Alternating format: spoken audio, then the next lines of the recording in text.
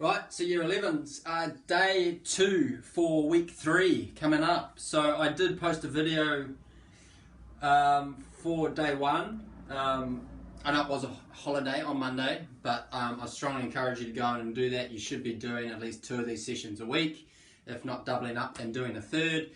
So definitely go and do that video later this week to make sure you get at least 2 of these sessions done this week.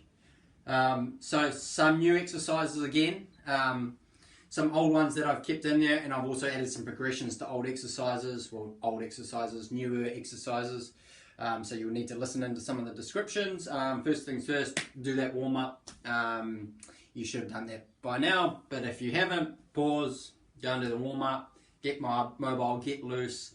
Really important because particularly in the A series, there is quite a lot of jumping, plyometric, power, velocity-based exercises. So I want you to be really fresh to really nail these exercises that are coming up. Cool, so without talking for too long, we'll get straight into it. So A1, we've got a hop transition.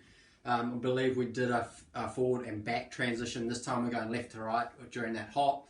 Again, really good, valuable movements for your ankle injury prevention or rehabilitation. I'm sure many of you have got ankle injuries, and it is a really common area that is hurt during sport.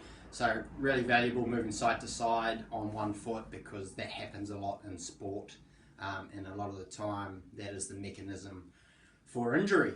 Right, so we did, like I said, we did do the forward and back. This time we're going left and right. So I'll demo from my right foot. We're going to hop left, right, left, right, left, right. So start off with just quite a small transition. I'm only talking like 30 centimeters for your leap, and that's the distance. I don't want it to be any further than 40 centimeters because I still want some good vertical transition height there as well as the lateral forces.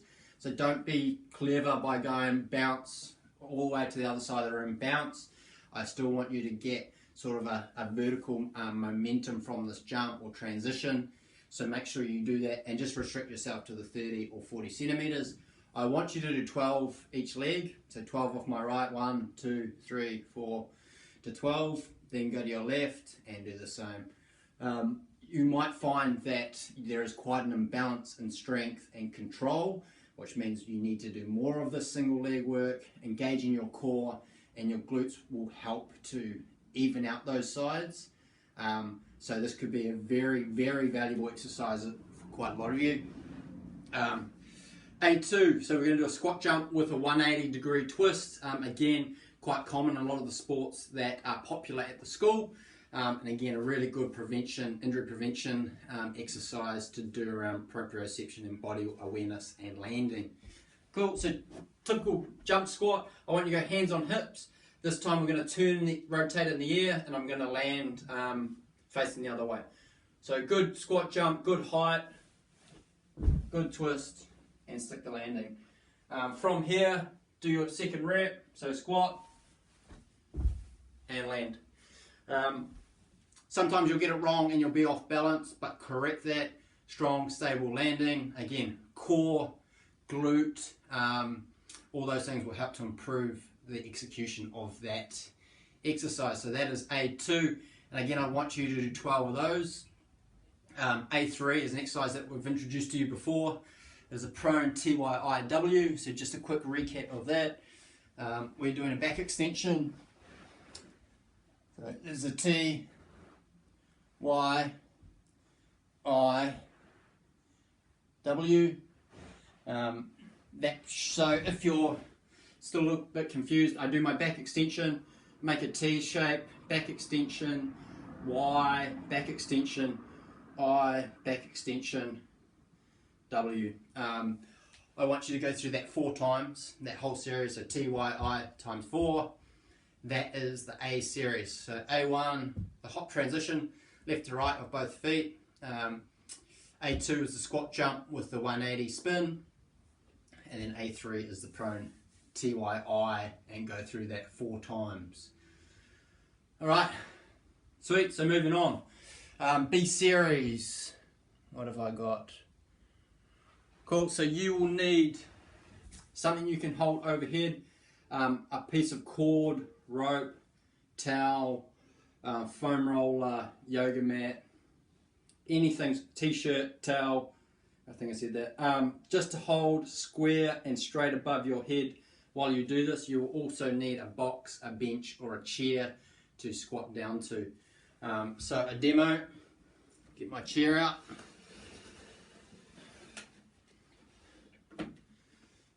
I'm going to use a towel, so I'll just roll up slightly. So I'm going to do an overhead squat to my box, really lock in my core, my glute, my chest has to stay upright, so really good form. I really want you to be really strict on your form here.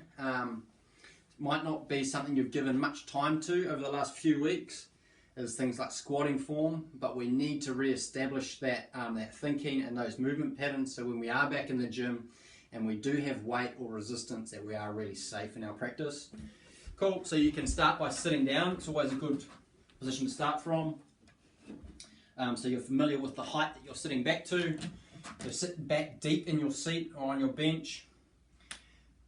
I'm going to go right overhead, and then I'm going to engage my core nice and strong. I'm going to stand right up. Again, as I sit down, hips go back, right to the back, chest stays up and down. So really control the eccentric portion, and then back up at normal speed. Control, control, control, and back up.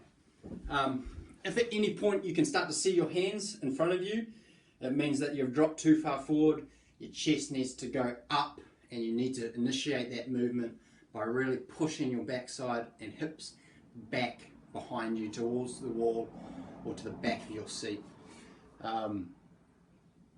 Just make sure you go slowly down. So really go down. So 1-2 seconds down, control, just touch, don't flop onto your seat, and then stand up nice and strong. So that is B1. I want you to do 12 of those. Get this out of the way.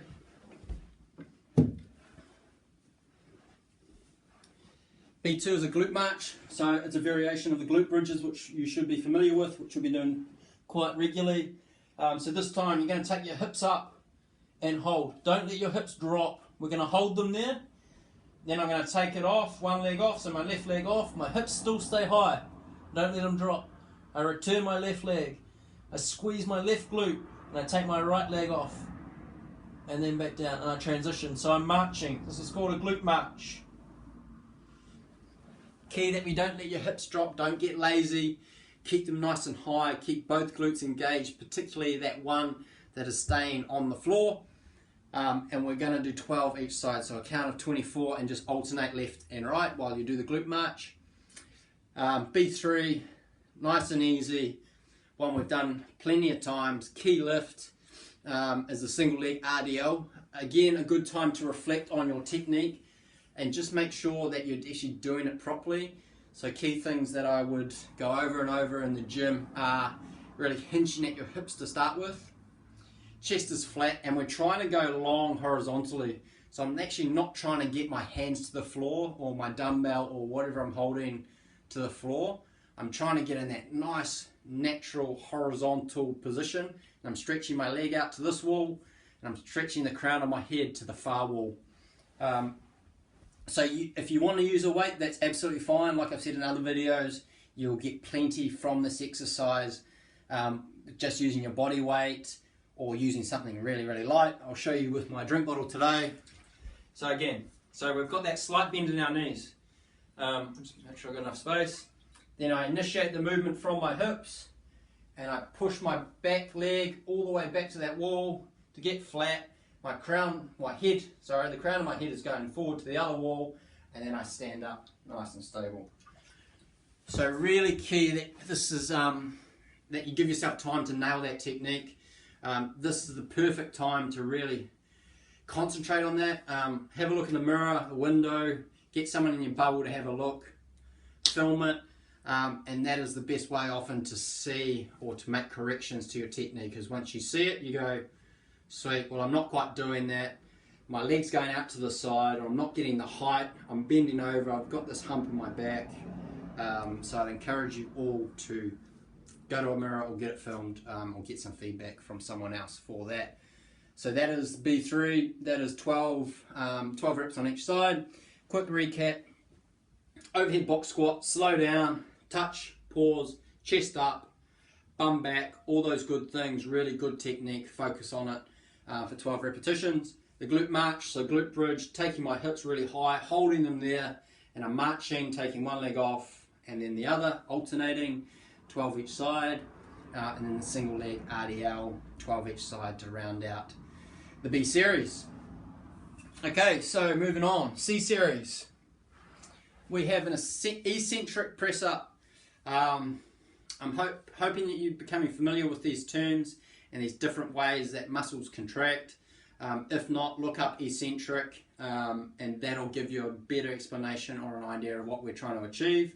But essentially we're going down slowly for 3 seconds. That is the eccentric portion of the press up that we are trying to focus on, and we do that by slowing down the rate with which we lower to the floor or just hover above the floor with our chest.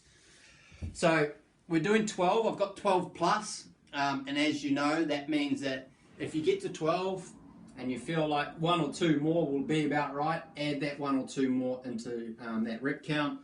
If you get to 12 and go, yep, that's me, that's enough, sweet. But that's up to you, and you take charge of that number of reps. So normal press up, hands just outside shoulder width apart.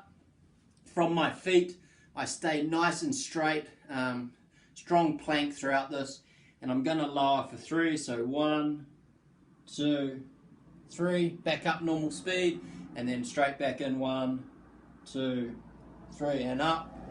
1, 2, 3. Cool. 12 repetitions. Be strong. You'll really have to use your core. It'll be challenging, but give that a good go. What have we got next? So C2, a V-sit twist. Use a drink bottle or something light-ish. So creating a V. Here's my V. I'm sitting in a V. 1, 2, that creates my V. My feet are off the floor. I'm staying strong. I'm using my core. My belly button is pulled in to really to initiate those strong transverse abdominis, which are going to be really helpful for this exercise. I'll show you front on. I'm picking up my bottle, so feet off the floor. I want my legs to stay stable. They're not going to flail out left to right as I twist. Bottle in 2 hands. Take my bottle to my right and then to my left. Right, left, right. So try not to shake your legs about. Use your core to control and keep your legs steady and stable. Your feet should be about 5 to 10 centimeters off the floor. I want you to do 20 of that, 20 reps, so that's 10 each side. That is C2. And C3 is bird dog. So we have done this one before. So on all fours, left arm, right leg, elbow knee to touch, and then back out. Elbow knee to touch, back out. Side on, what does that look like? So the right arm, left knee, extend all the way out.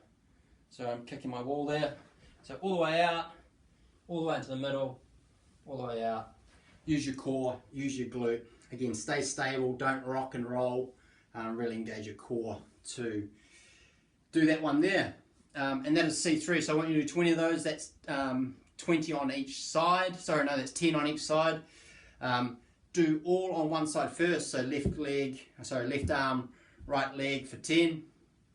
Right arm, left leg for 10 to make up your 20 reps. And that is the C series, so do 3 sets of that. And we are finishing with a little bit of a volume hit, like I've added into some of your sessions. Really good way just to finish off the session. Today's exercise is the Throne Walkout, and that looks something like this. So start from standing. You're going to roll down. I'm going to walk my hands out, and then I'm going to walk them back, and then I'm going to stand up. That's one. So the position I want you to get in with your hands, so you're going to end up, your hands are going to be out further forward than your face. So there, but I'd be flat, so you can't see me. So that's better. So there, and then I'm going to start walking back and then stand up. I've got 30 repetitions, so try and bang those out as many as you can in a row, or with as little rest or breaks as possible.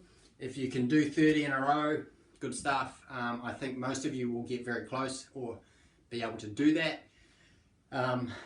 But try and do them with only at least with one break. That would be the challenge, and definitely not two. And if you can do them all at once, then kudos to you. So that is the second session, or day 2 for this week. Add in a 4th set for next week. This will be your day 2 session for next week too. So add in a 4th session. Like I said at the start of the video, there was one video posted for Monday. So get that done this week too. That again is your Monday for next week, which is week 4. And go from 3 sets to 4 sets for the progression for that one too. Sweet. Enjoy, fellas. Get stuck in.